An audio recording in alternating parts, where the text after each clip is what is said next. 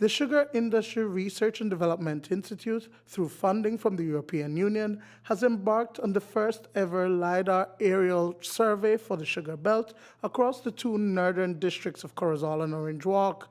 As early as 7 o'clock this morning, industry stakeholders and the media set out to an open area between the villages of Guinea Grass and San Lazaro, known as Richmond Hill, where the survey would be carried out. The northern part of the country is known as generally the flat plains. Every time we get rains, you will find water everywhere.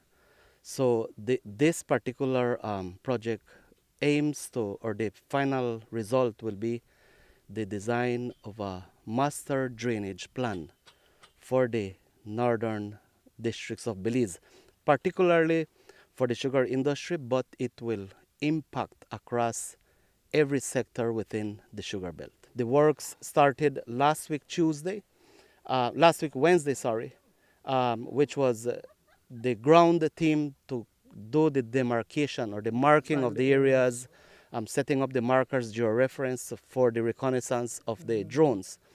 And why? Because their estimates were that they would be marking 4,000 hectares per day. Things have gone well. Today we should be having somewhere around 35,000 hectares already marked. The project will see 900 square kilometers of sugarcane farmlands surveyed, identified by industry stakeholders as areas of interest within the sugar belt. Director of CIRDE, Marcos Osorio, says the aim is the development of a drainage plan for the area because excessive rains, as has been seen in previous crop seasons, affect the quality of the sugar cane. 2 months into the 2017-2018 season, and already the rains are unusual. Excess water in cane fields results in no oxygen to the root system. And having no oxygen, then there is no growth. Also, I must say what is most important in terms of the sugar industry is that excess water or the issue of waterlogging and so on in the northern part of the country for the sugar industry has resulted in more incidence of pests, lower yields, and much inefficiency in the sugar industry, generally in the sugar industry. As we are speaking today, we have a crop that is ongoing, the 2017-2018 crop. And every time, and as you can appreciate, we are mid-February, and we are having rains, which is not expected, is very unusual. So, and it impacts the harvest, it impacts quality, it affects the cane field, it affects the land, and generally it brings about a poor output of sugar to the mill. The 1-month survey is being done by AgriSense International Precision Agriculture Technologies out of South Africa.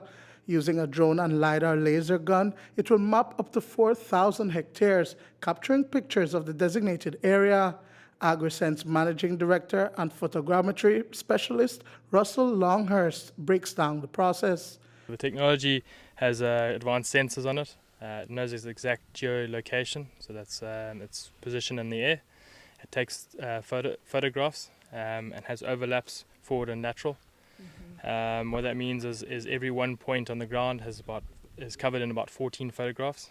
This allows the stereoscopic photogrammetry to happen, and then we process the elevations from that.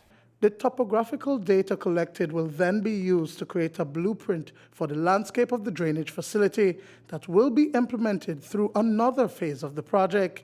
That will see government lobby for funding, most likely through a loan facility from an international banking institution for the installation. We have a consultant coming, which is a consultant specialized in the translation and the processing of this data. He comes in later in March. He will work on the processing of these images, and then sometime after he finishes that exercise, we have the hydrologist, which is coming in. This should be around April, and then he starts the designing. He will start developing the blueprint for the master drainage plan using all this information. And that is estimated to be delivered by August of this year.